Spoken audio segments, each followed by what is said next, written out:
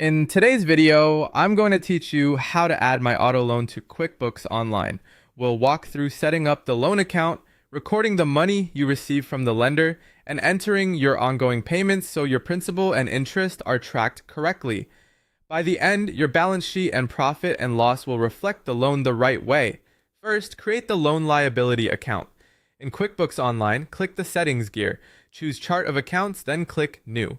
For account type, pick long-term liabilities if the loan will be paid off over more than a year, or choose other current liabilities if it's a short-term loan. For detail type, select Notes Payable. Give the account a clear name like Auto Loan, Lender, so it's obvious what it is later. Then click Save and Close. This account is where QuickBooks will track what you still owe, and choosing the correct account type helps place it in the right section of your balance sheet. Avoid selecting an expense or credit card type here, since a loan balance is a liability, not spending. Next, record the loan proceeds if the lender deposited the funds into your bank. Click the plus new button and choose journal entry. Set the date to when the money hit your bank. On the first line, debit your operating bank account for the exact amount you received.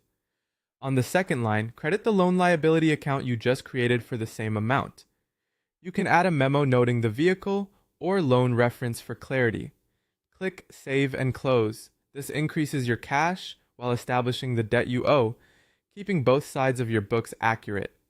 Finally, record each loan payment so principal and interest are separated. Click the plus new button and select expense. Choose the bank account you're paying from and, if you like, enter the lender as the payee for easy tracking. In category details, put the loan liability account on the first line for the principal portion of the payment. On the second line, choose interest expense and enter the interest portion. Use your statement or amortization schedule to get the split each month. Then click Save and Close. Remember, only the interest is an expense that hits your profit and loss.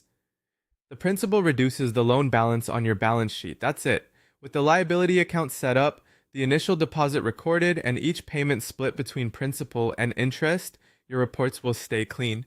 As a quick check, the loan balance should decrease over time on your balance sheet, and only interest should appear on your profit and loss. If you're unsure about the splits, consult your statement or your accountant.